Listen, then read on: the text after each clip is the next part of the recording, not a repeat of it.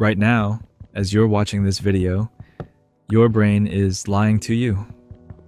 Not in small ways, but in fundamental ways that shape every decision you make, every relationship you form, and every memory you cherish.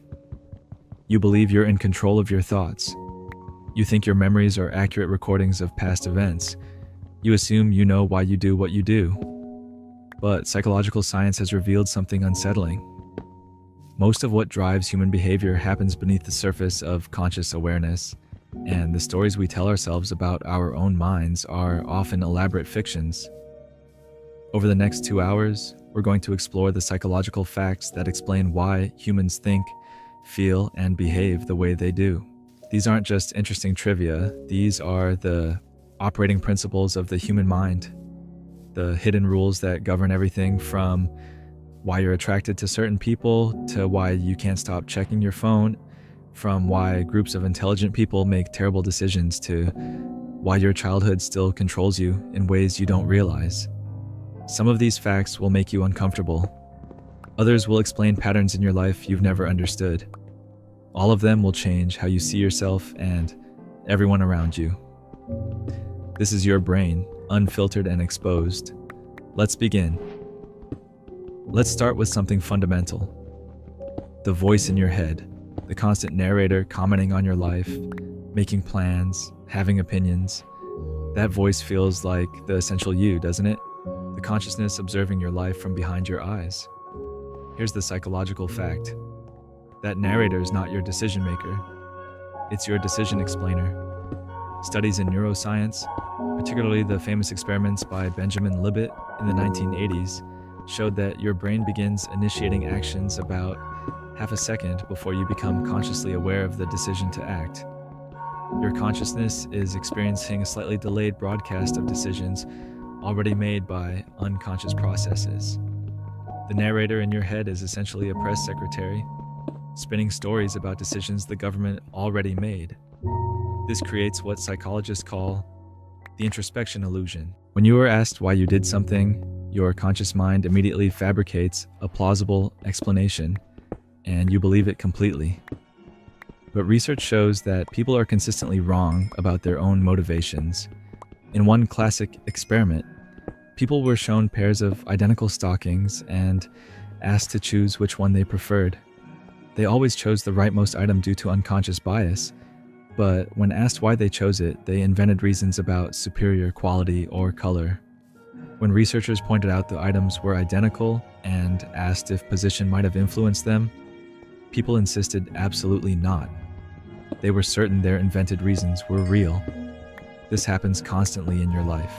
You're attracted to someone and you tell yourself it's because they're funny or smart, when research shows you probably responded to unconscious factors like symmetrical facial features, pheromonal compatibility, or the fact that they slightly resemble your opposite sex parent. You make a purchase and convince yourself you needed it, when you were actually responding to artificial scarcity cues and anchoring effects deliberately designed into the marketing. You take a job and tell yourself it's about career growth, when you were unconsciously swayed by how much you liked the interviewer during a 30-minute conversation. Your narrator is constantly making up stories, and you believe every single one. Now here's where it gets even stranger.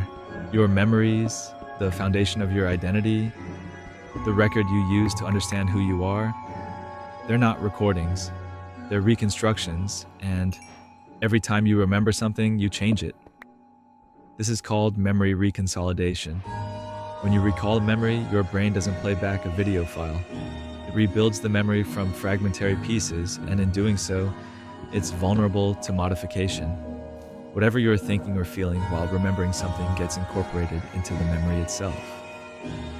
This is why eyewitness testimony is so unreliable, despite feeling so certain.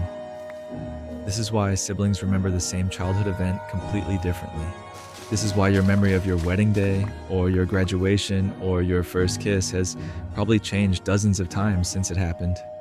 Elizabeth Loftus, one of the leading researchers in false memory, has demonstrated that you can implant completely fictional memories in people's minds with surprisingly little effort. In one study, she convinced 25% of participants that they had been lost in a shopping mall as a child, even though it never happened, simply by having family members suggest it might have occurred. The participants didn't just agree it happened, they elaborated on the false memory, adding details and emotions that felt completely real to them. Your memories are not a faithful record of your past. They're a story you're constantly rewriting, and you can't tell the difference between the real and the fabricated. This brings us to something psychologists call confabulation. When people experience brain injuries that damage their memory systems, they often invent elaborate explanations for things without realizing they're making it up. But here's the disturbing part. Healthy people do this constantly. In split brain patients, people who've had the connection between their brain hemispheres severed to treat epilepsy, researchers can show information to only one hemisphere. When the nonverbal right hemisphere is shown a command like stand up and the person stands, the verbal left hemisphere, which didn't see the command, immediately invents a reason. The person might say, I stood up because I wanted to stretch, or I needed to get a drink. They genuinely believe this explanation. Their brain cannot tolerate not knowing why they did something, so it instantly creates a plausible story. You do this every single day. When you feel inexplicably anxious, you look around for something to blame it on. When you're in a bad mood, you attribute it to something that happened, even though it might be low blood sugar or lack of sleep. When you make an intuitive decision, you reverse engineer logical reasons for it. Your brain is a storytelling machine that cannot tolerate uncertainty about its own operations, so it constantly generates narratives, and those narratives feel like truth. Let's talk about something called choice blindness. In experiments, researchers showed people pairs of photos of faces and asked them to choose which one they found more attractive. After they chose, the researcher would hand them the photo, but through sleight of hand sometimes gave them the photo they didn't choose. Then they asked people to explain why they chose that photo. Astonishingly, most people didn't notice the switch, and they readily explained why they preferred the face they had actually rejected moments earlier. They generated completely sincere explanations for a preference they never had. When the deception was revealed, people were shocked. They were absolutely certain they had chosen the photo they were holding. This reveals something profound about human psychology. You don't have as much access to your own mind as you think you do. You're not the author of your thoughts, you're the audience. Your unconscious processes are running the show. Your emotions are often mysterious even to you. Your memories are unreliable, and your explanations for your own behavior are frequently fiction. The self you think you know intimately is largely a construction, a story your brain tells itself to create a coherent sense of identity. Now you might be thinking, if all of this is true, does anything I think or feel actually matter? Of course it does. But understanding these psychological facts means you can start questioning your own certainty. When you're absolutely sure you're right about something, remember that your brain is designed to make you feel certain even when you're wrong. When you remember something vividly, remember that vividness is not the same as accuracy. When you think you know exactly why you did something, remember that your narrator is often making it up. This awareness doesn't diminish you. It liberates you to make better decisions by recognizing the limitations of your own mind. Let's move into how other people hijack these systems. Every interaction you have with another person is a psychological manipulation, and that's not necessarily sinister. It's just how social influence works. But some people understand these mechanisms and use them deliberately. The first principle of influence that controls you is reciprocity. When someone gives you something, even something small and unwanted, you feel psychologically compelled to give something back. This isn't conscious. It's a deeply wired social instinct that evolved because reciprocal relationships helped our ancestors survive. But in modern life, it's exploited constantly. Free samples at the grocery store aren't about letting you try the product. They're about triggering reciprocity so you feel obligated to buy. When a waiter brings you a mint with the check, tips increase by 3%. If they bring you a mint, start to walk away, then come back and give you another mint while making eye contact and saying this one's for you, tips increase by 20%. The value of the mint is negligible. What you're responding to is the gift and the personalization, which triggers a reciprocity impulse you cannot consciously resist. Salespeople know this. They give you something small, information, time, a free consultation, knowing that you'll feel psychologically indebted. That feeling of indebtedness is stronger than you realize, and it influences decisions you believe are rational. The second principle is commitment and consistency. Once you take a position, especially publicly, you'll go to irrational lengths to appear consistent with it. In one study, researchers went to a beach and asked people to watch their belongings while they went for a walk. When a Confederate later came and pretended to steal the radio, 95% of people who had agreed to watch the belongings intervened, compared to only 20% of people who hadn't been asked. The small commitment to watch belongings turned ordinary people into active guardians. This is why salespeople try to get you to say yes to small things first. Every yes makes you more likely to say yes to the big ask, because you want to be consistent with your previous behavior. This is also why people stay in failing relationships, dead-end jobs, or pursue degrees they've lost interest in. They've already invested time, money, and identity. Admitting it was a mistake feels like admitting you were wrong about yourself. So instead, you rationalize. You tell yourself it will get better. You find reasons to stay. You escalate commitment, throwing good money after bad. Because the alternative is acknowledging that your previous decisions were errors. Psychologists call this the sunk cost fallacy, and it's responsible for massive amounts of human suffering and wasted resources. Your need to be consistent with your past self often keeps you trapped in situations your present self knows are wrong. Social proof is the third major influence mechanism, and it's arguably the most powerful. Humans are herd animals. When you're uncertain about what to do, you look at what others are doing and assume that's correct. This instinct kept your ancestors alive. If everyone suddenly runs, you run too. Don't wait to see the predator. But in modern life, this creates cascading effects where everyone is following everyone else and no one is actually leading. Laugh tracks on television shows work because hearing others laugh makes you more likely to laugh and perceive the content as funny. Bartenders salt their tip jars at the start of shifts because seeing money in there signals to customers that tipping is normal and expected. Advertisers use testimonials and claims like most popular or best selling because people assume if others are buying it, it must be good. But social proof gets truly dangerous in what's called pluralistic ignorance. This is when everyone in a group privately rejects a norm but assumes everyone else accepts it, so they go along with it publicly. This is how toxic workplace cultures persist. Everyone privately thinks the long hours are unreasonable, but everyone sees everyone else staying late, so they assume they're the only one who has a problem with it. This is how abusive relationships sometimes get tacit social acceptance. Everyone in a friend group might privately think someone's partner is terrible, but no one speaks up because they assume if it were really bad, someone else would have said something.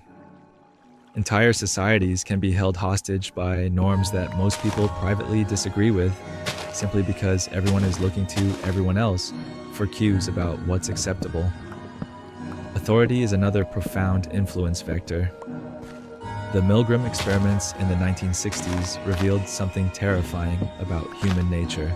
Researchers had ordinary people deliver what they believed were increasingly powerful electric shocks to another person, in reality an actor, simply because a person in a lab coat told them the experiment required it.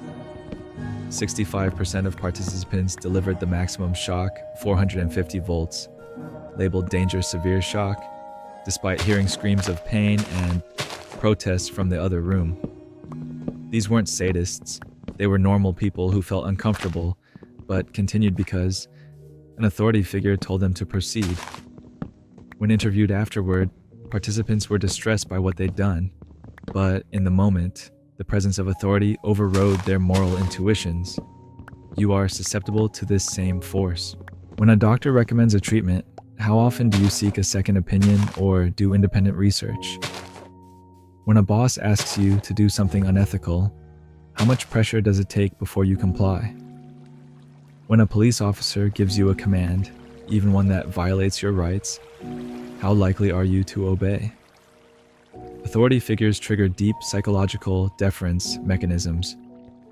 You're wired to assume they know better, that they have information you don't, that challenging them is dangerous. This instinct made sense in hierarchical tribal societies, but in complex modern systems, blind deference to authority enables atrocities. Now let's talk about scarcity and how it controls your behavior. When something becomes less available, you want it more. This has nothing to do with the actual value of the thing.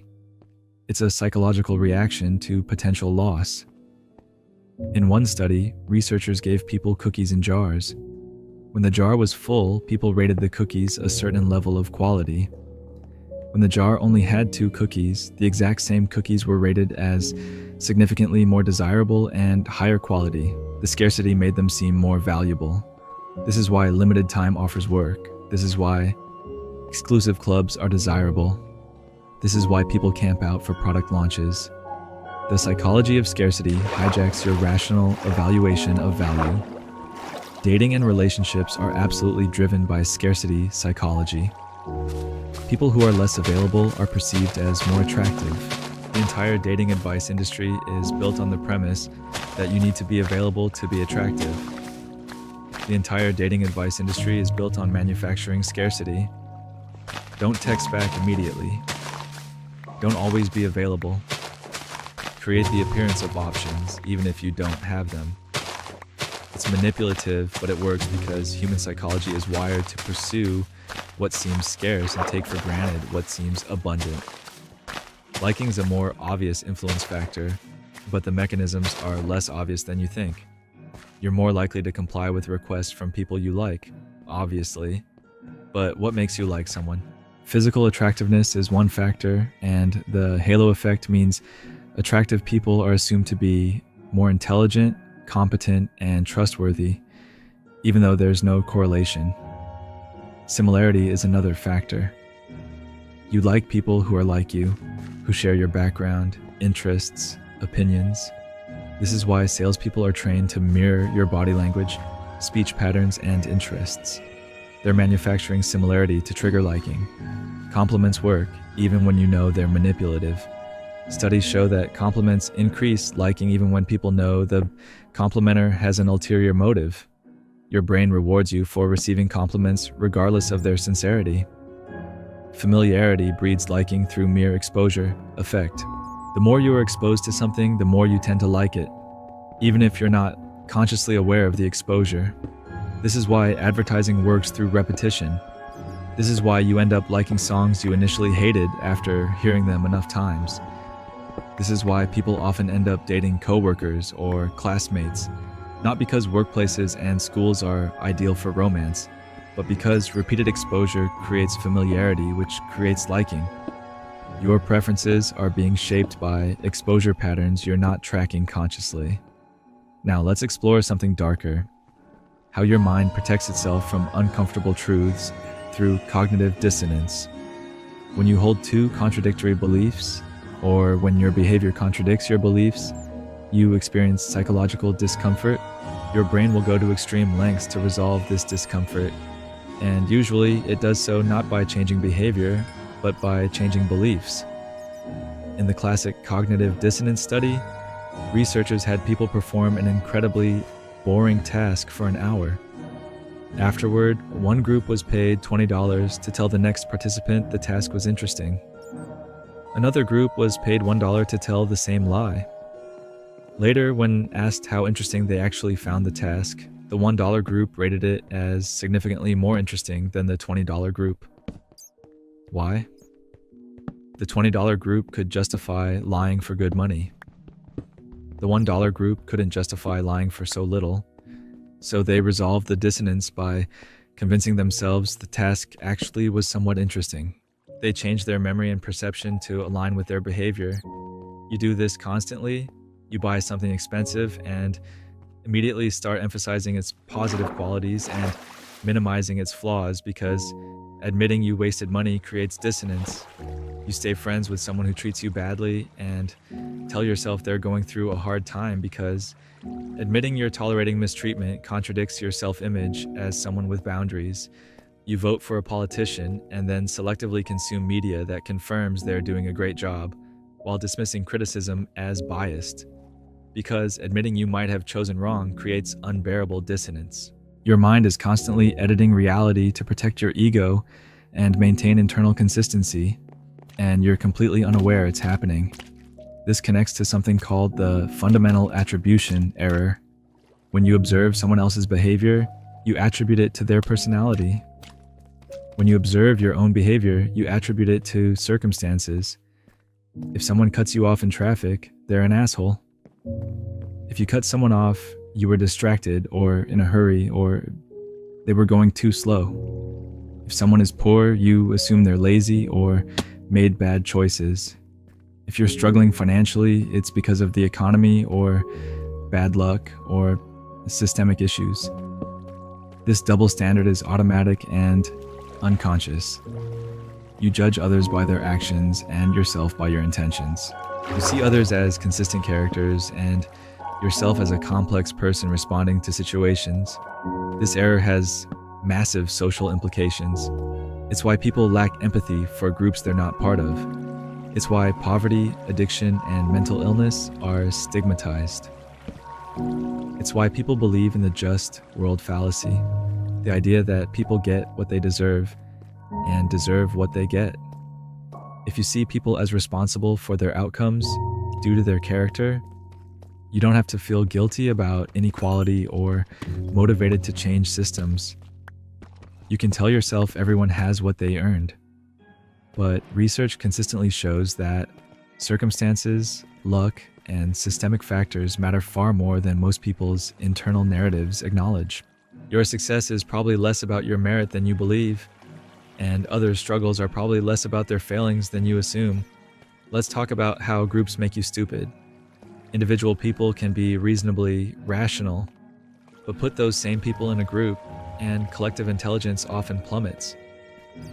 This happens through several mechanisms. First is groupthink, where the desire for harmony and conformity leads groups to make irrational decisions. When everyone around you seems to agree, you suppress doubts and go along. You don't want to be the dissenter, the troublemaker, the one who derails consensus. This is how teams of intelligent people make catastrophic decisions. Everyone privately has concerns, but no one voices them because the group momentum is toward a particular choice. The Bay of Pigs invasion, the Challenger disaster, countless corporate failures happened because smart people in groups suppress their individual judgment to maintain group cohesion. Risky shift is another group phenomenon. Groups often make riskier decisions than individuals would make alone. When responsibility is diffused across multiple people, everyone feels less personally accountable. The group's collective confidence creates an illusion that the risk is manageable. This is why committees often approve projects that any individual member would reject. This is why mobs do things no individual member would do alone. The group context transforms individual psychology, lowering inhibitions and amplifying extreme positions. Social loafing means people exert less effort when working in groups than when working alone. When your individual contribution can't be clearly measured, you unconsciously slack off. This isn't necessarily laziness. It's a rational response to a situation where your effort is diluted. But it means groups are often less productive than the sum of their individual members should predict. Every meeting you've been in where half the people weren't really contributing, that's social loafing in action. And you've done it too, more often than you realize. De-individuation happens when group membership makes you lose your sense of individual identity. In crowds, uniforms, or online mobs, people do things they never would if they felt personally identifiable. The anonymity of the crowd removes normal social restraints. This is why riots happen. This is why online harassment is so prevalent. This is why people in armies or police forces sometimes commit atrocities that would horrify them as individuals. The group identity temporarily overrides personal morality and individual accountability. Now let's explore something particularly uncomfortable. Your political and moral beliefs are probably not the result of rational thought. Research by Jonathan Haidt and others has shown that moral judgments happen instantly and emotionally, and reasoning comes afterward to justify the judgment you already made. When you encounter a moral question, your brain renders an instant gut verdict, and then your conscious mind generates arguments to support it. This is why political debates are almost never productive. You're not exchanging reasons that might change minds. You're exchanging rationalizations for positions you arrived at emotionally. In one study, researchers gave people vignettes describing harmless but disgusting scenarios, like siblings who have protected sex once out of curiosity, or someone who uses an old flag to clean their bathroom. People overwhelmingly said these actions were morally wrong, but struggled to explain why. They'd start with arguments, realize those arguments didn't actually apply, but still insist the action was wrong. They'd say things like, "I don't know why, I can't put it into words, but it's just wrong." This is called moral dumbfounding, and it reveals that, your moral sense is driven by emotional reactions, particularly disgust, not rational principles. This explains political polarization. People on different sides aren't working from different facts toward different conclusions. They're having different emotional reactions and then selectively gathering facts to support the emotional position. This is why fact-checking rarely changes minds. This is why more education doesn't necessarily make people more politically moderate. Smart people are better at rationalizing their emotional positions, not more likely to override them. Your political identity is tribal. It's part of your self-concept, and your brain will protect it just like it protects any other part of your identity. Changing political views requires not new information, but a shift in identity and social belonging, which is vastly more difficult. Let's discuss how your expectations create your reality through the placebo effect and self-fulfilling prophecies. The placebo effect is well known in medicine. Fake treatments produce real improvements because the belief that you're being treated activates your body's healing mechanisms. But placebos work even when you know they're placebos. In one study, patients with irritable bowel syndrome were given sugar pills in bottles clearly labeled placebo, and they still experienced significant improvement compared to the no treatment group. The ritual of treatment, the expectation of improvement, the attention from a medical professional, all of these activate psychological and physiological processes that create real effects. This extends far beyond medicine. In education, the Pygmalion effect shows that teachers' expectations of students significantly impact student performance. When teachers were randomly told certain students were likely to bloom intellectually, those students showed greater IQ gains over the year, even though they were chosen randomly. The teachers' expectations changed how they interacted with those students, and those subtle changes, more attention, more encouragement, higher quality feedback, transformed the students' actual performance. Your expectations of others literally shape who they become. Self-fulfilling prophecies work the same way with yourself. If you believe you're bad at math, you approach math with anxiety, which impairs performance, which confirms your belief, which increases anxiety. The belief creates the reality it predicts. If you believe you're unlikable, you approach social situations with defensiveness and self-consciousness, which makes you actually less likable, confirming your belief. If you believe your partner is losing interest, you become clingy or distant, which actually pushes them away, confirming your fear. Your brain is constantly looking for evidence that confirms what you already believe, and in doing so, it often creates that evidence. Confirmation bias is perhaps the most important bias to understand, because it touches everything. You don't seek truth. You seek confirmation of what you already believe. When you encounter information consistent with your beliefs, you accept it uncritically. When you encounter information that contradicts your beliefs, you scrutinize it heavily, and usually find reasons to dismiss it. This happens automatically and unconsciously. You genuinely believe you're being objective, but research shows people evaluate identical evidence differently based on whether it supports their prior beliefs. In one study, people read about a scientific study on the death penalty's deterrent effect. Half read a study showing deterrent effects, half read a study showing no deterrent effect. Death penalty supporters who read the pro-deterrent study found it convincing and well-designed. When they read the anti-deterrent study, they found methodological flaws and dismissed it. Death penalty opponents did the exact opposite. Same evidence, evaluated completely differently based on prior beliefs. And here's the kicker. After reading both studies, people on both sides were more convinced of their original position than before. Exposure to contradictory evidence didn't moderate views, it polarized them.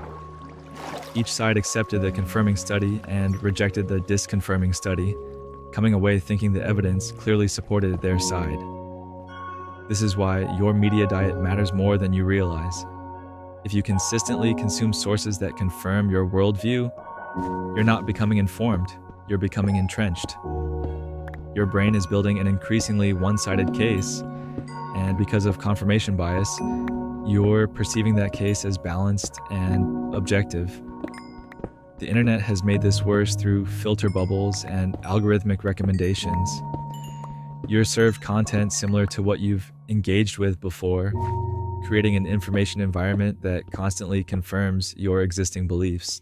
You think you're learning about the world, but you're actually just having your priors reinforced over and over. Let's talk about how emotions hijack your cognition. You'd like to believe you think rationally and then feel emotions based on your thoughts. But it's actually the reverse. Emotions arise first, often for reasons you're unaware of, and they color all your subsequent thinking. When you're in a good mood, everything seems more manageable. Problems seem solvable, people seem friendlier, risks seem acceptable. When you're in a bad mood, everything seems harder. The same problems feel overwhelming, people seem annoying, risks seem unacceptable. Your emotional state is like a filter over reality, changing how you interpret identical information. The affect heuristic means you judge things as good or bad based on how you feel about them, not based on objective analysis of costs and benefits. If something feels good, you overestimate benefits and underestimate risks. If something feels bad, you do the opposite. This is why people are terrible at evaluating risk. Terrorist attacks and plane crashes feel scary, so people overestimate those risks while underestimating actually dangerous things like car accidents and heart disease that don't trigger the same emotional response. Your feelings about risk have almost no correlation with actual statistical risk. Emotional contagion means you catch emotions from other people, like you catch a cold. When you're around anxious people, you become anxious. When you're around excited people, you become excited. This happens through unconscious mimicry of facial expressions, body language, and vocal tones. Within milliseconds of seeing someone smile, your facial muscles start to mimic a smile, and that physical mimicry actually triggers the associated emotion. You're constantly absorbing the emotional states of people around you, and this shapes your mood, your judgments, and your decisions in ways you're completely unaware of. This is why the people you spend time with matter enormously. If you're surrounded by negative, cynical people, you'll become more negative and cynical. If you're surrounded by optimistic, energetic people, you'll become more optimistic and energetic. It's not about consciously adopting their attitudes. It's about unconscious emotional contagion shaping your baseline affective state, which then colors all your cognition. Your social environment is literally changing your brain's default emotional setting. Let's explore decision-making and how bad you are at it. Humans evolved to make fast decisions in environments where immediate survival threats were the main concern. But modern life requires making complex decisions with delayed consequences, and your evolved decision-making systems are poorly suited for this. The result is systematic irrationality. Present bias means you overvalue immediate rewards and undervalue future rewards way more than logic would justify. Rationally, $100 today and $110 in a month should have roughly similar value. The difference is about 40% annual interest, which is good but not transformative. But psychologically, the immediate $100 feels vastly more valuable. This is why people struggle with saving, dieting, exercising, and any behavior where short-term costs produce long-term benefits. Your brain is essentially rigged to favor the present self at the expense of the future self. Loss aversion means losses feel psychologically twice as painful as equivalent gains feel pleasurable. Losing $50 hurts more than gaining $50 feels good. This makes you irrationally risk-averse in certain contexts and irrationally risk in seeking in others. When you're ahead, you become conservative, taking small, sure gains rather than gambling for larger ones. When you're behind, you become reckless, taking long-shot risks to try to get back to even, rather than accepting a smaller certain loss. This is why people hold losing stocks too long hoping they'll recover, and why gamblers chase losses. The pain of accepting a loss drives irrational decision-making. The sunk cost fallacy, which we touched on earlier, makes you continue investing in something because of what you've already invested, even when the rational choice is to abandon it. You sit through a terrible movie because you paid for the ticket. You finish a meal you're not enjoying because you paid for it. You stay in a failing business because of the years you've invested. Rationally, past costs are irrelevant to future decisions. You should only consider future costs and benefits. But psychologically, you can't let go of sunk costs.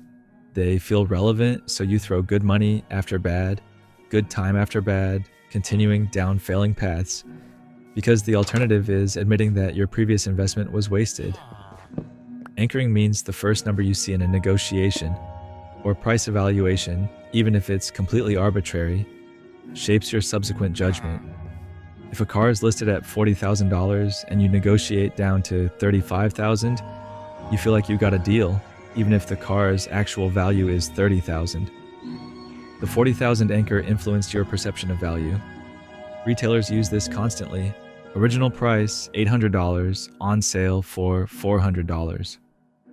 The $800 anchor makes $400 seem reasonable, even if the product was never actually sold at $800 and isn't worth $400. Framing effects mean the way information is presented completely changes your decision, even though the underlying facts are identical.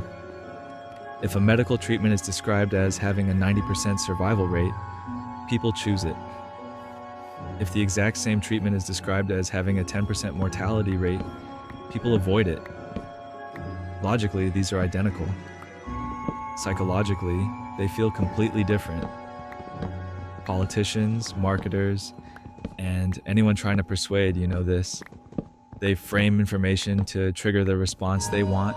You think you're responding to facts, but you're actually responding to how those facts are packaged. The availability heuristic means you judge the probability of events based on how easily examples come to mind, not based on actual statistics. After a plane crash, people avoid flying because the vivid disaster is mentally available. After a shark attack, people avoid the ocean. But statistically, driving to the airport is more dangerous than the flight, and you're more likely to be killed by a vending machine than a shark. Your sense of risk is driven by the vividness and recency of examples in your memory, which has almost no correlation with actual risk. The news media exploits this constantly by giving massive coverage to rare dramatic events and ignoring common boring dangers, which systematically distorts your risk perception. Now let's discuss how your brain handles complexity, or more accurately, how it doesn't. Humans can hold about 7 pieces of information in working memory at once. When problems exceed this complexity, you resort to simplifications and heuristics that often lead you astray. The halo effect is one example. One positive trait influences your perception of other unrelated traits. Physically attractive people are assumed to be more competent. Articulate people are assumed to be more intelligent. Successful people are assumed to have admirable character. These assumptions are often wrong, but Your brain uses them as shortcuts when evaluating complex multidimensional information about people. The horn effect is the reverse. One negative trait contaminates your perception of everything else. Someone who is unattractive or awkward or has one quality you dislike gets negatively evaluated across the board. This is why first impressions matter so much. Whatever trait is most salient in the first encounter, positive or negative, creates a halo or horn that colors all subsequent information processing. You think you're continually updating your evaluation based on new information, but actually you're mostly confirming the initial impression. Stereotyping is cognitive efficiency taken too far. Your brain uses group membership as a shortcut to make inferences about individuals because evaluating every person from scratch would be cognitively overwhelming. But stereotypes are often inaccurate. They're overgeneralizations based on biased samples, and they create self-fulfilling prophecies.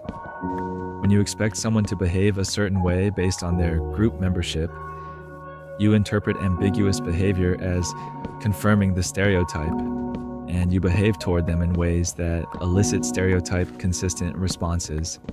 Stereotypes persist not because they're accurate, but because they're cognitively efficient and self-reinforcing. Let's talk about what actually makes people happy, because most of your assumptions about this are wrong. Psychologists have studied happiness extensively, and the findings consistently contradict what people predict will make them happy. This is called affective forecasting error. You're terrible at predicting what will make you happy and for how long. Major life events, positive or negative, have much smaller and shorter lasting impacts on happiness than people expect.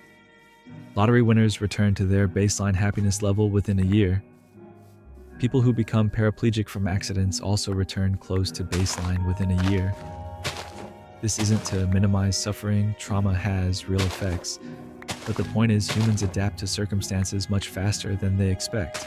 You think getting that promotion, buying that house, achieving that goal will make you permanently happier, but research shows the boost is temporary. Within months, you adapt to the new normal and return to approximately your previous happiness level. This is called hedonic adaptation, and it's why pursuing happiness through achievement and acquisition is a treadmill. You keep running but never get anywhere. So, what actually correlates with sustained happiness? Relationships are the strongest predictor. People with close, meaningful relationships are significantly happier than people without them, and this effect doesn't diminish through adaptation. Loneliness is as harmful to health as smoking 15 cigarettes a day. Social connection isn't a nice to have, it's a fundamental human need. Yet people consistently undervalue relationships in favor of career achievement and material acquisition, predicting that success will make them happy when the data shows relationships matter far more. Experiences make people happier than possessions. You adapt quickly to new possessions, but memories of experiences often increase in value over time. You selectively remember the positive aspects and forget the negative ones, a phenomenon called rosy retrospection. That trip you took, where it rained half the time and you got food poisoning, in a year you'll remember it fondly, focusing on the adventure and camaraderie. But the new car you bought will just be your car, and soon you'll be annoyed by its flaws and already thinking about what you'll get next. Autonomy, competence, and purpose matter more than wealth beyond a certain threshold. Once basic needs are met and you're not living paycheck to paycheck, additional income has diminishing returns on happiness. Studies show that beyond about $75,000 annual income in the United States, more money doesn't produce more happiness. What does matter is feeling in control of your life, feeling competent at something meaningful, and feeling that your work serves a purpose beyond yourself. People with these three factors are happy even at modest income levels. People without them are unhappy even at high income levels. Yet society is structured to push people toward wealth accumulation and away from autonomy and purpose. You're told to climb the corporate ladder, which often means less autonomy and more time spent on politics and administration rather than doing work you're competent at. You're told to buy a bigger house and a nicer car, which requires more income, which requires more work, which reduces autonomy in relationships. The path society pushes you toward is almost perfectly designed to minimize the actual drivers of happiness while maximizing the things that have minimal impact. Let's explore how your childhood is still running your life, whether you know it or not. Attachment theory, developed by John Bowlby and Mary Ainsworth, shows that your early relationships with caregivers create internal working models of relationships that persist throughout life. If your caregivers were consistently responsive and loving, you develop secure attachment. You believe you're worthy of love, you trust that others will be there for you, and you're comfortable with both intimacy and independence. About 60% of people are securely attached. If your caregivers were inconsistent, sometimes responsive, and sometimes neglectful or intrusive, you develop anxious attachment. You crave closeness but fear abandonment. You need constant reassurance, and you interpret ambiguous behavior as rejection. You might be clingy, jealous, or overly accommodating in relationships, driven by deep fear that people will leave you. About 20% of people have anxious attachment. If your caregivers were consistently unresponsive, emotionally unavailable, or rejecting, you develop avoidant attachment. You learn that depending on others leads to disappointment, so you value independence to an extreme degree. You're uncomfortable with intimacy, you suppress emotions, and you withdraw when relationships get too close. You might pride yourself on not needing anyone, but it's actually a defense mechanism from childhood wounds. About 20% of people have avoidant attachment. These attachment patterns are remarkably stable across the lifespan, and they predict relationship outcomes more strongly than almost any other factor. Secure people have longer, more satisfying relationships with less conflict. Anxious people experience more relationship turmoil, more jealousy and insecurity, and often end up with avoidant partners in a painful dynamic where one person pursues closeness while the other withdraws. Avoidant people have shorter relationships and struggle with emotional intimacy even when they want it. Here's the particularly difficult part. Attachment patterns are largely unconscious, and they're activated in close relationships. You might function perfectly well in casual relationships, but when things get serious, your attachment pattern kicks in and drives behavior you can't quite control. Anxious people become needy despite knowing it pushes people away. Avoidant people sabotage promising relationships despite wanting connection.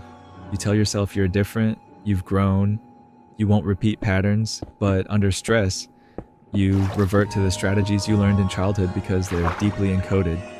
The good news is attachment patterns can change through sustained, secure relationships or therapy, but it requires becoming aware of your pattern, recognizing how it manifests in behavior, and actively working against ingrained tendencies. Most people never do this work. They just keep repeating the same relationship patterns and wondering why they keep ending up in the same situations with different people. Let's talk about trauma because it's more common than people realize, and it shapes behavior in ways that seem irrational to others but make perfect sense when you understand the underlying mechanism. Trauma isn't just about major events like war or assault, though those certainly qualify. Trauma is any experience that overwhelms your ability to cope and leaves lasting changes in how your nervous system responds to perceived threats. This can come from chronic childhood stress, neglect, bullying, medical procedures, car accidents, or any number of experiences where you felt helpless and in danger. When you experience trauma, your brain encodes not just the event, but the entire context: sounds, smells, sights, physical sensations. Later, when you encounter cues that resemble that context, even slightly, your amygdala triggers a fear response before your conscious mind is even aware of the trigger. This is called a trauma trigger, and it produces intense physiological reactions that feel disproportionate to the current situation.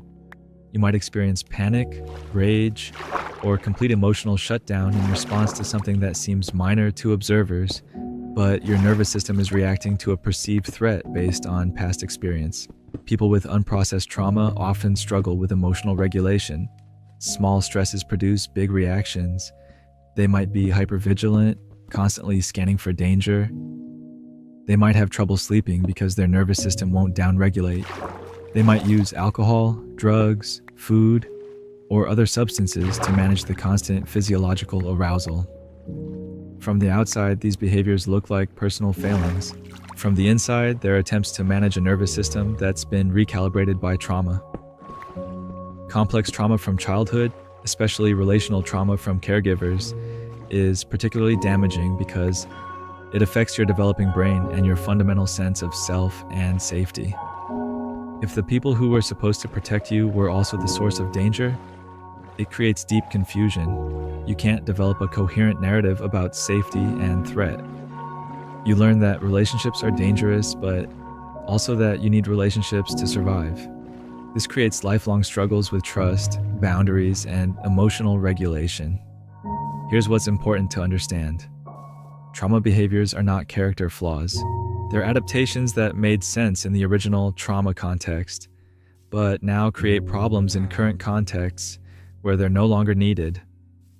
The person who's hypervigilant and controlling learned in childhood that letting their guard down led to harm. The person who shuts down emotionally learned that expressing feelings resulted in punishment or neglect. The person who's constantly people-pleasing learned that their value depended on keeping others happy. These strategies helped them survive difficult circumstances, but they now interfere with adult functioning. Healing trauma requires not just insight, but nervous system regulation. Talk therapy alone often isn't sufficient because trauma is encoded at a physiological level. Effective trauma treatment involves body-based approaches that help retrain the nervous system to distinguish between past and present, threat and safety. This might be through EMDR, somatic experiencing, neurofeedback, or other modalities that work with the body's stress response systems. The goal is to help the nervous system understand that the trauma is over, that current life doesn't require constant vigilance or defensive reactions. Now let's discuss personality and how much of it is actually fixed versus changeable. The big 5 personality traits, openness, conscientiousness, extroversion, agreeableness, and neuroticism, are about 50% heritable according to twin studies. This means genetics account for about half the variation in personality, and environment accounts for the other half. But here's what people misunderstand. Heritable doesn't mean unchangeable. Your personality is relatively stable across adulthood, but it does change gradually. People tend to become more conscientious, agreeable, and emotionally stable as they age. This is called the maturity principle. Life experiences, particularly taking on adult responsibilities like committed relationships and careers, tend to push personality in more mature directions. But these changes are gradual, and most of your core personality is established by your early 20s and remains relatively consistent. What this means practically is that trying to fundamentally change your personality is difficult and often frustrating. If you're highly introverted, you're probably never going to become the life of the party, and pushing yourself in that direction will be exhausting and inauthentic. Better to accept your temperament and structure your life to accommodate it. Find careers and relationships that suit your actual personality rather than the personality you think you should have. However, you can absolutely change behaviors and skills even if underlying traits are stable. An anxious person can learn anxiety management techniques that make them functionally calmer even if they're still dispositionally prone to anxiety. A disagreeable person can learn diplomatic communication even if their first instinct is confrontation. Personality creates tendencies and preferences, but it doesn't determine behavior. You have far more agency over your actions than over your internal disposition. Let's talk about willpower and self-control, because the folk understanding of it is almost completely wrong. People believe willpower is a character trait, that some people have strong willpower and others have weak willpower, and that success comes from exerting willpower to resist temptation. Research shows this is fundamentally mistaken.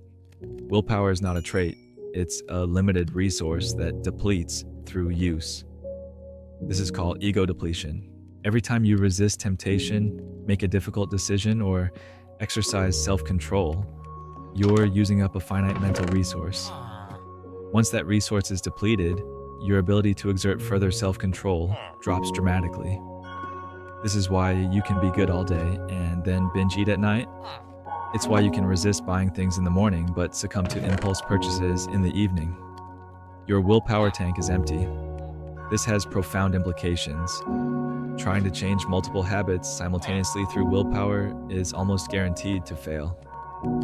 You are dividing limited self-control resources among multiple challenges.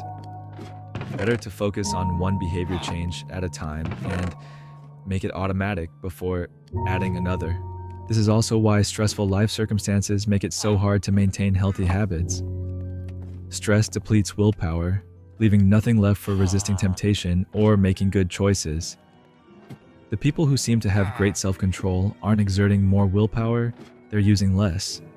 They've structured their lives to minimize temptation rather than constantly resisting it. They don't keep junk food in the house rather than relying on willpower to avoid eating it. They automate savings rather than deciding each month whether to save. They build routines and habits that make desirable behaviors automatic rather than volitional. Successful self-control is about reducing the need for willpower, not increasing willpower capacity. Habits are behavior patterns that have become automatic through repetition. About 40% of daily behavior is habitual, meaning you're not consciously deciding to do it, you're just executing a learned pattern. This is hugely powerful for behavior change because habits bypass willpower entirely. Once a behavior is habitual, it requires no self-control to execute. This is why building good habits is transformative. You invest willpower upfront to establish the habit, but once it's automatic, it runs on autopilot. The habit loop consists of cue, routine, and reward. A cue triggers the habit, you execute the routine, and you get a reward which reinforces the loop. To build a new habit, you need to establish a clear cue, make the routine as easy as possible initially, and ensure there's a rewarding aspect. To break a bad habit, you need to either remove the cue, replace the routine, or eliminate the reward. Understanding this structure gives you leverage to consciously design your behavior patterns rather than just hoping willpower will carry you through. Let's discuss motivation and why it's so unreliable. People assume motivation is a feeling that precedes action, that you need to feel motivated in order to do things. This is backward. Action often precedes motivation. The act of starting creates momentum, which feels like motivation. Waiting to feel motivated before starting ensures you'll rarely start because motivation is fleeting and unreliable. Intrinsic motivation, doing something because you find it inherently satisfying, is much more sustainable than extrinsic motivation, doing something for external rewards or to avoid punishment. When you're intrinsically motivated, effort feels less effortful. Time passes quickly. You enter flow states where you're fully absorbed. But when you're extrinsically motivated, even simple tasks feel like drudgery. You're constantly monitoring how much longer you have to do this and whether the reward is worth the effort. Here's the problem. Extrinsic rewards can actually undermine intrinsic motivation through the overjustification effect. When you start paying people for activities they previously did for free, they often lose interest in the activity itself and only do it for the payment. The external reward becomes the reason for doing it, replacing intrinsic interest. This is why paying kids for reading can make them read less once payments stop. This is why monetizing hobbies sometimes makes them feel like work rather than play. This has implications for how you structure goals and rewards. If you want sustained behavior change, you need to connect it to intrinsic values and interests rather than just external outcomes. Don't exercise to lose weight, that's purely extrinsic. Find physical activity you genuinely enjoy. Don't learn a skill just for career advancement. Find aspects of the skill itself that interest you. External rewards can jumpstart behavior, but long-term maintenance requires intrinsic connection. Let's talk about status and dominance hierarchies because humans are more driven by status concerns than most people consciously realize. You evolved in small groups where relative status had enormous implications for survival and reproduction. High-status individuals had better access to resources, mates, and social support. Low-status individuals faced deprivation and exclusion. Your brain is wired to constantly track status, both your own and others, and to experience strong emotions around status gains and losses. Much of what looks like irrational behavior makes sense as status competition. Conspicuous consumption, buying expensive things you don't need, is status signaling. You're not buying the thing for its utility, you're buying it to display wealth and taste, which are status markers. This is why people buy luxury brands even when functionally identical, cheaper alternatives exist. The brand is the signal. This is why people care about weddings, houses, cars, and vacations far beyond the actual experience. These are public performances of status. Social media has turned everyday life into a constant status competition. Every post is implicitly or explicitly a claim about status. Look at my accomplishment, my relationship, my lifestyle. Every like and comment is a status currency. The dopamine hit from social validation is the same neurochemistry that rewarded status gains in ancestral environments. This is why social media is so addictive and so psychologically corrosive. You're in a zero-sum status competition with everyone you know plus everyone they know, and the metrics are public and constantly updated. Status anxiety explains an enormous amount of human suffering. People take jobs they hate for titles and salaries that communicate status. They buy houses they can afford to signal success. They stay in prestigious but unfulfilling careers because admitting it's not working feels like losing status. They compete with friends and family in petty ways they're embarrassed to acknowledge. The need for status is a fundamental drive, but modern society has created arms races where no one can win. No matter how much you achieve, someone has achieved more, and the comparison is unavoidable. The paradox is that pursuing status directly rarely makes you happy. Research shows that people oriented toward status and approval are less happy than people oriented toward autonomy and growth. But your brain keeps telling you that status will make you happy because in ancestral environments, it often did. The mismatch is that modern status games are infinite. They never end, and the goalposts constantly move. Whereas ancestral status was in small groups where you could actually reach a stable position. You're running an evolved program designed for a world that no longer exists. Let's discuss something that affects every interaction you have, but that you're mostly unaware of.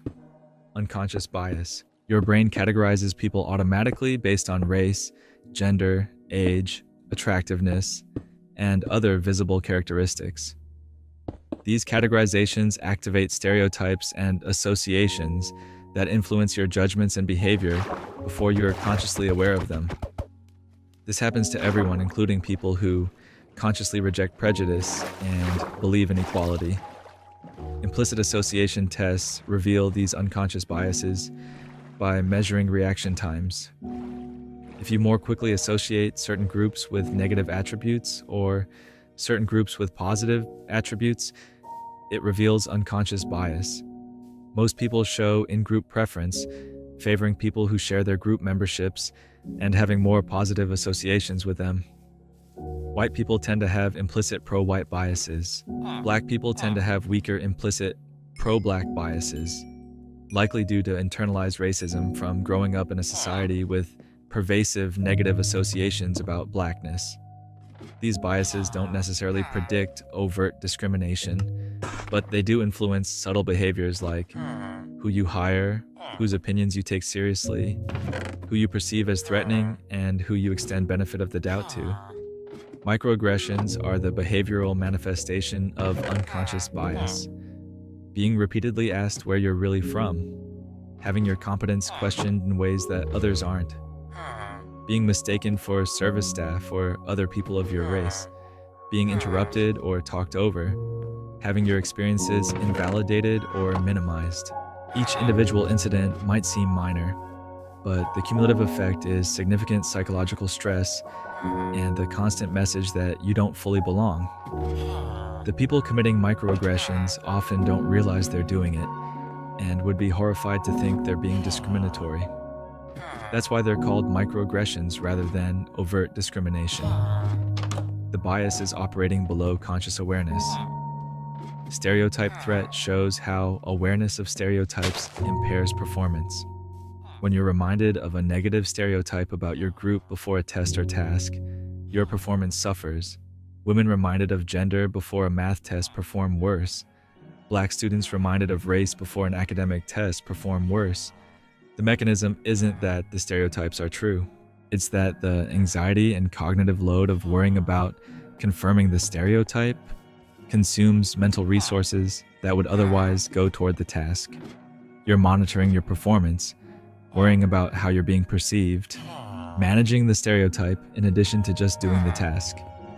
This additional burden is enough to create the performance gap that then seems to confirm the stereotype. These effects accumulate across a lifetime to create real disparities in outcomes. It's not that discrimination is always overt and intentional. It's that thousands of small biases, microaggressions, and stereotype threats add up to meaningful disadvantage. This is why diversity initiatives that focus only on hiring without addressing workplace culture often fail. You can hire diverse employees, but if the culture subjects them to constant microaggressions and stereotype threat, they'll underperform and leave. Addressing unconscious bias requires first acknowledging that you have them. Everyone does. It's how human cognition works. Second, you need to create external structures that counteract bias. Blind resume reviews where identifying information is removed. Structured interviews where all candidates answer the same questions in the same order. Diverse decision-making groups where no single person's biases dominate. You can't eliminate unconscious bias through willpower alone, but you can design processes that minimize its impact. Let's talk about something that controls behavior more than most people realize: the power of the situation. The fundamental attribution error we discussed earlier leads people to overestimate personality and underestimate situational influence. But social psychology has repeatedly demonstrated that situations can make ordinary people behave in extraordinary ways, both good and bad. The Stanford prison experiment, despite methodological controversies, demonstrated that college students randomly assigned to play guards in a simulated prison quickly adopted authoritarian and abusive behaviors, while those assigned to be prisoners became passive and depressed. The situation, the roles, the power dynamics transformed how people behaved within days. The Milgram experiments showed ordinary people willing to inflict harm when authority figures directed them to do so. The bystander effect shows that people are less likely to help someone in need when other bystanders are present, each person assuming someone else will help. These aren't demonstrations of human depravity.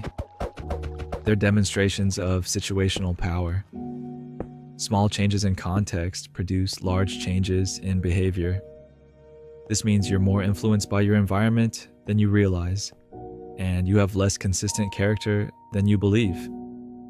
You think you'd be the person who speaks up, who intervenes, who resists authority. But research suggests most people wouldn't, not because they're bad people, but because situations are powerful and humans are social conformists. This has practical implications. If you want to change behavior, Change the situation.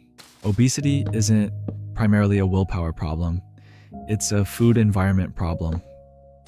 Put people in environments with constant availability of hyperpalatable food engineered to override satiety signals, and of course, they'll overeat. Change the environment, smaller plates, less visible food, healthier defaults, and behavior changes without requiring willpower. Crime isn't primarily a character problem, it's an opportunity plus incentive calculation. Change the situation so that crime has lower expected value, better legal opportunities, stronger social bonds, more capable guardianship of targets, and crime rates drop. You're constantly being shaped by situations, social norms, default options, and environmental cues. Recognizing this gives you power to intentionally design situations that push you toward desired behaviors. Join groups where your desired behavior is the norm. Create physical environments that make good choices easy and bad choices hard. Establish social contracts and accountability that change the situational incentives. Situational design is more effective than willpower or character building for most behavior change. Now let's discuss something uncomfortable. How much of life is luck versus merit? People desperately want to believe that outcomes are primarily determined by individual merit, effort, and choice. This is called the just world hypothesis, the belief that people get what they deserve and deserve what they get. It's psychologically comforting because it implies you're in control of your fate, and it justifies existing inequalities as earned rather than random or systemic. But research consistently shows that luck plays a massive role in life outcomes. Your genetics, your parents, your country of birth, your birth order, your health, the era you're born into, the opportunities you're exposed to, the people you happen to meet, these are all luck, and they have enormous impact. Studies that try to isolate the effect of individual effort from circumstantial factors find that circumstance explains far more variance in outcomes than most people assume. Robert Frank's research on success and luck shows that in winner-take-all markets, tiny initial advantages, which are often random, compound through positive feedback loops into massive outcome differences. The best performing person isn't always the most talented. They're often someone with good talent who got lucky breaks that created momentum. Early recognition leads to more opportunities, which lead to more success, which leads to more recognition. The person who didn't get that initial break might be just as talented, but never gets the compounding advantages. This doesn't mean effort doesn't matter. Obviously it does. But effort interacts with luck. You can work incredibly hard and not succeed if you're unlucky, and you can work moderately hard and succeed tremendously if you are lucky. The problem is that successful people systematically underestimate their luck and overestimate their merit because of self-serving bias. When things go well, you attribute it to your skill and effort. When things go poorly, you attribute it to bad luck or unfair circumstances. This double standard makes successful people believe they earned everything they have, and struggling people believe they're primarily victims of circumstance, when reality is that luck plays a major role in both. Acknowledging the role of luck doesn't diminish achievement. It contextualizes it. It makes you more humble about success and more compassionate about others' struggles. It also makes you realize that optimizing for luck is as important as optimizing for skill. Luck is partially about being exposed to variance, taking chances, meeting people, trying things, moving to places with opportunities. Luck is also about being prepared to capitalize on random opportunities when they arise. You can't control whether opportunities come, but you can control whether you're ready when they do. Let's talk about meaning and purpose, because research shows this is one of the most important factors for psychological well-being, yet it's something modern life systematically undermines. Viktor Frankl, a psychiatrist who survived Nazi concentration camps, argued that humans can endure almost any suffering if they have a sense of meaning and purpose, but they struggle even in comfortable circumstances if life feels meaningless. Meaning comes from connection to something larger than yourself. This might be relationships, community, spiritual or religious beliefs, creative work, service to others, pursuit of knowledge, anything where you're contributing to or participating in something that transcends your individual existence. Research consistently shows that people who report a strong sense of meaning and purpose are happier, healthier, more resilient to stress, and live longer than people who feel their lives lack meaning. Modern consumer culture actively undermines meaning by promoting self-centered hedonism as the path to happiness. Buy things, seek pleasure, prioritize your individual desires and comfort. This produces temporary satisfaction at best and actively creates meaninglessness. When life is about you and your pleasure, there's no larger narrative to connect to, no purpose that survives setbacks and suffering. You're on a hedonic treadmill, seeking the next pleasure to stave off emptiness. The paradox is that pursuing happiness directly rarely produces it, but pursuing meaning often produces happiness as a byproduct. When you're engaged in purposeful work, meaningful relationships, or service to something larger than yourself, happiness emerges from the engagement itself. You're not happy because you're seeking happiness. You're happy because you're absorbed in meaningful activity. This is the difference between pleasure and fulfillment. Pleasure is ephemeral and self-focused. Fulfillment comes from purpose and connection. Finding meaning isn't about discovering some predetermined purpose. It's about creating meaning through your choices and commitments. You make your life meaningful by dedicating yourself to people, projects, values, or communities that matter to you. The content is less important than the commitment. Someone devoted to their family has meaning. Someone devoted to their craft has meaning. Someone devoted to social justice has meaning. What creates meaninglessness is lack of commitment to anything beyond immediate self-interest. Let's discuss mortality and how awareness of death shapes psychology. Terror management theory posits that much of human behavior is driven by managing the anxiety that comes from knowing we're going to die. Humans are uniquely aware of their mortality, and this awareness would be paralyzing if not for psychological defense mechanisms. Culture provides one defense: the belief that you're part of something that transcends your individual existence, a nation, religion, ideology, or legacy. Self-esteem provides another defense. If you're living up to cultural values, you symbolically transcend death by being part of something immortal. When mortality is made salient, reminded of death, people double down on cultural worldviews and self-esteem. They become more patriotic, more religious, more hostile to outgroups who threaten their worldview. They pursue status and legacy more aggressively.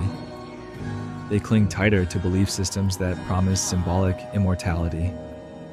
Much of politics, religion, and culture war can be understood as mortality management. People aren't just defending policies, they're defending the psychological structures that protect them from death anxiety. This has a dark side. Reminders of death make people more prejudiced, more aggressive toward outsiders, more punitive toward moral transgressors, more conformist to in-group norms. It's as if the mind says, my worldview keeps me safe from death anxiety. Anyone who threatens it threatens my psychological stability, so I must defend it and attack threats. This is why religious and ideological conflicts are so intractable and vicious. They're not just intellectual disagreements, they're clashes between terror management systems. The positive side is that mortality awareness can also inspire growth and authenticity. When people contemplate death in a reflective rather than defensive way, they often become clearer about what matters. They prioritize relationships over achievement, experiences over possessions, authenticity over approval. The awareness that life is finite can be liberating, freeing you from trivial concerns and social expectations. It's the difference between defensive denial of death and honest acceptance of mortality. Many philosophies and spiritual traditions teach that accepting death is key to living well. When you truly accept that you will die, that everyone you love will die, that nothing lasts forever, it paradoxically makes life more precious rather than less. You stop postponing what matters. You stop living according to others' expectations. You become more present because you recognize that this moment is all you ever really have. Death is not the enemy of life, it's what gives life urgency and meaning. Let's talk about addiction because it reveals important truths about how the brain works. Addiction is often moralized as a character flaw or failure of willpower, but neuroscience shows it's a hijacking of the brain's motivation and reward systems. Addictive substances and behaviors trigger massive dopamine release, far beyond what natural rewards produce. Your brain interprets this as signal that this substance or behavior is incredibly important for survival, more important than food or sex, and it reorganizes priorities accordingly. With repeated exposure, the brain adapts to the flood of dopamine by downregulating receptors. This is tolerance. You need more of the substance to get the same effect. Simultaneously, the brain's reward response to normal pleasures diminishes. Food, social connection, accomplishments. These produce less satisfaction than they used to because your reward system has been recalibrated around the addictive substance. This is anhedonia, the inability to feel pleasure from normal activities, and it's a core feature of addiction. Withdrawal happens because your brain has adapted to function with the substance present. Remove it suddenly and you experience the opposite of its effects, plus the deficit from downregulated receptors. Alcohol withdrawal produces anxiety and hyperactivity because your brain compensated for alcohol's depressant effects by upregulating excitatory systems. Remove the alcohol and those compensations produce dangerous overactivity. This isn't weakness, it's neurochemistry. Here's what's crucial to understand. Addiction is not about the substance, it's about the person and their circumstances. The rat park experiments showed that rats in enriched environments with social connection and activities rarely self-administered addictive drugs, while isolated rats in barren cages compulsively self-administered to the point of death. Human addiction follows similar patterns. People with meaningful relationships, purposeful work, and stable lives are much less likely to develop addiction than people who are isolated, traumatized, or purposeless. Addiction is often an attempt to self-medicate pain or fill emptiness. This means effective addiction treatment requires addressing the underlying causes, not just the substance use. Treating only the physical dependence through detox has high relapse rates because the circumstances that drove addiction remain unchanged. Effective treatment addresses trauma, builds social support, creates purpose and structure, treats co-occurring mental health issues. Addiction is a symptom, not just a disease. Treating symptoms without addressing causes rarely works. This also means that viewing addiction as moral failure is both wrong and counterproductive. Shame and stigma make addiction worse by increasing isolation and self-hatred, which are often what drove addiction in the first place. Compassionate approaches that treat addiction as a health issue and address underlying needs have much better outcomes than punitive approaches that criminalize or moralize it. Let's discuss how technology is changing human psychology in ways we're only beginning to understand. Smartphones and social media have been around for only about 15 years, but they've fundamentally altered how people allocate attention, form relationships, and construct identity. The human brain did not evolve for the stimulus environment these technologies create, and the mismatch is producing measurable psychological effects. Attention spans are measurably declining. The constant availability of novel stimuli trains your brain to seek frequent hits of newness. This makes sustained attention on single tasks more difficult. You're constantly pulling your attention away to check notifications, scroll feeds, or just see what else is happening. Your ability to be bored, to sit with nothing happening, has atrophied. Boredom is actually important for creativity and reflection. It's when your brain processes information and makes connections.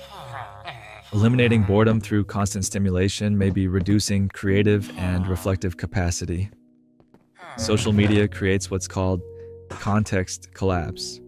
where audiences that should be separate, family, co-workers, friends from different life stages, are all collapsed into one public feed. This makes authentic self-expression difficult. You're performing for multiple audiences simultaneously, so you default to an inoffensive public persona that satisfies no one fully. The result is less intimacy even as you're more connected. Hundreds of weak ties replace fewer strong bonds. Social comparison has been amplified to a pathological degree. You're not just comparing yourself to people you know, you're comparing to influencers, celebrities, and idealized versions that are heavily curated and edited. Research shows that heavy social media use correlates with depression and anxiety, particularly in young people, and the mechanism appears to be upward social comparison and FOMO, fear of missing out. You're constantly seeing highlight reels of others' lives while living the behind the scenes of your own, which creates the illusion that everyone else is happier and more successful.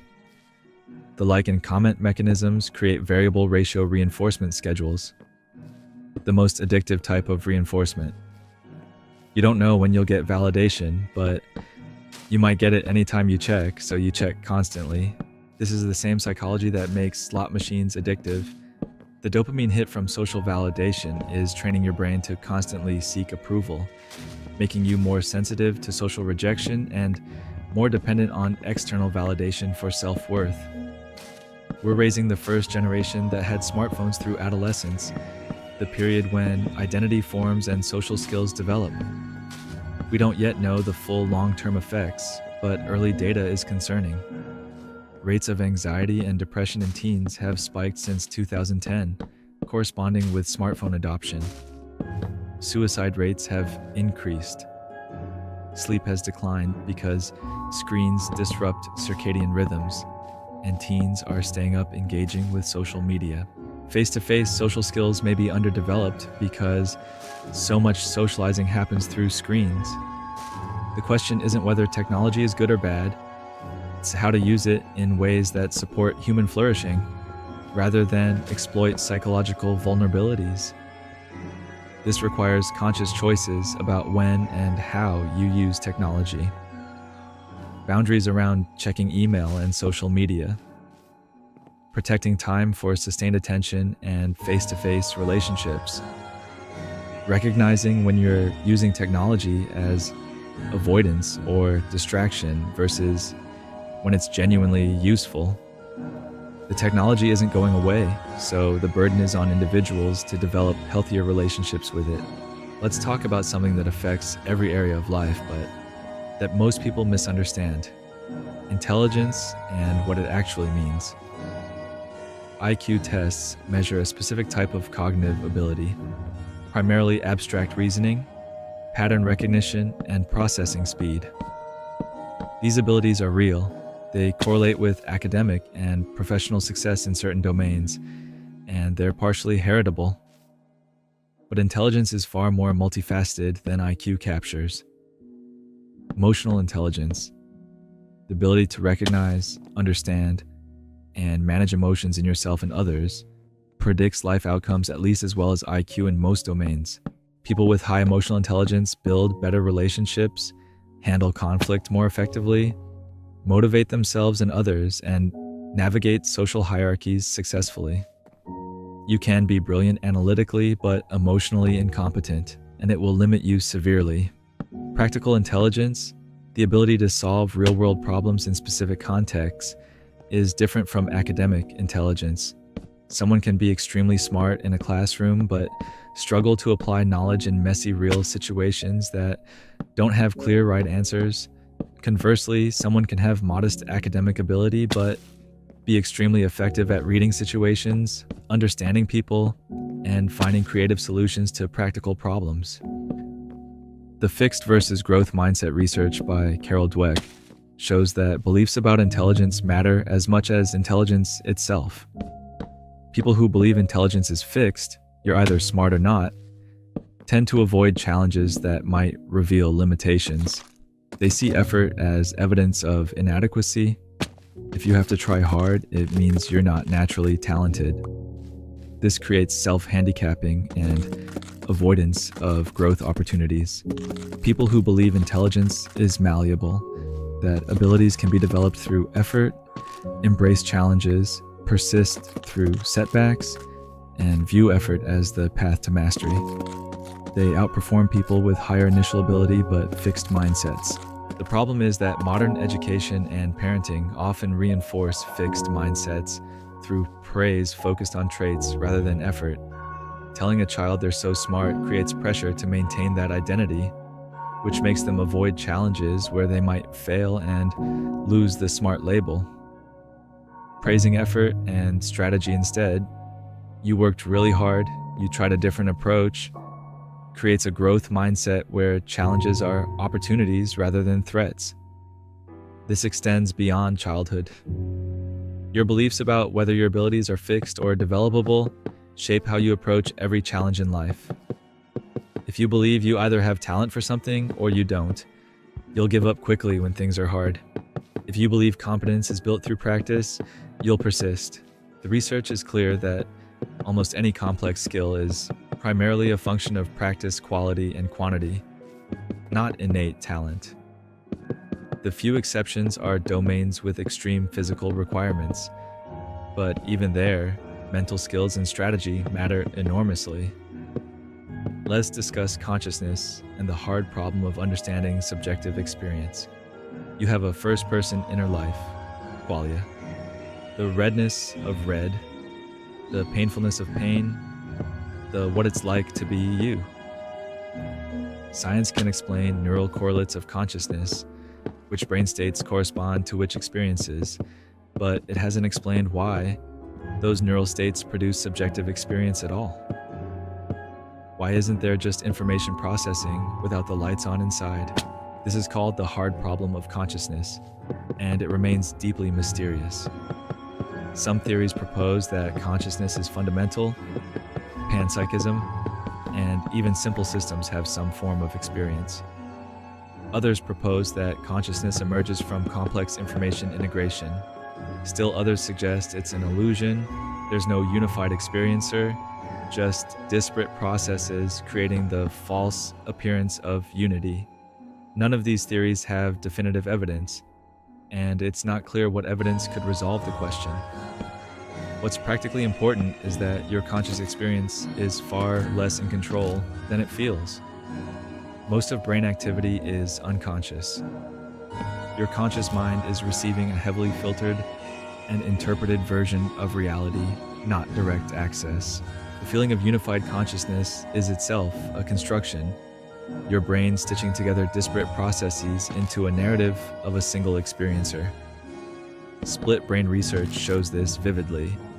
When the hemispheres can't communicate, they operate independently, and the verbal left hemisphere makes up stories to explain what the right hemisphere is doing.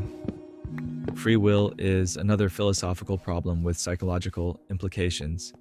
Do you actually choose your actions, or is choice an illusion created by deterministic brain processes you're not aware of? The Libet experiments suggest your brain decides before you're conscious of deciding. But does that mean you don't have free will, or just that your conscious awareness of decisions is delayed? This gets into deep philosophical territory, but practically believing in free will versus determinism affects behavior.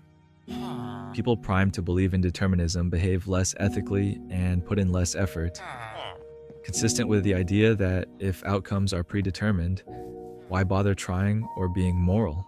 Regardless of the philosophical truth, operating as if you have agency, as if your choices matter, produces better outcomes than operating as if you're a passive observer. This might be a useful fiction. You might not have libertarian free will in some ultimate sense, but you're a decision-making system whose decisions are influenced by beliefs, values, and deliberation. That's agency enough for practical purposes. In conclusion, psychology reveals that you're far less rational, far less in control, far less unique, and far less aware of your own mind than you intuitively believe.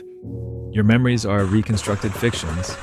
Your decisions are made unconsciously and explained post hoc. Your political and moral beliefs are rationalizations of emotional reactions. Your happiness is less dependent on external circumstances and more dependent on relationships and meaning than you expect. Your behavior is shaped more by situations and luck than by character. Your attention, relationships, and sense of reality are being reshaped by technologies that exploit psychological vulnerabilities. But this knowledge isn't meant to be nihilistic or disempowering. Understanding these psychological facts gives you leverage. You can start questioning your own certainty and making better decisions. You can stop waiting for willpower and start designing situations. You can recognize manipulation and influence in yourself and others. You can stop pursuing happiness through achievement and acquisition and start building meaning through connection and purpose.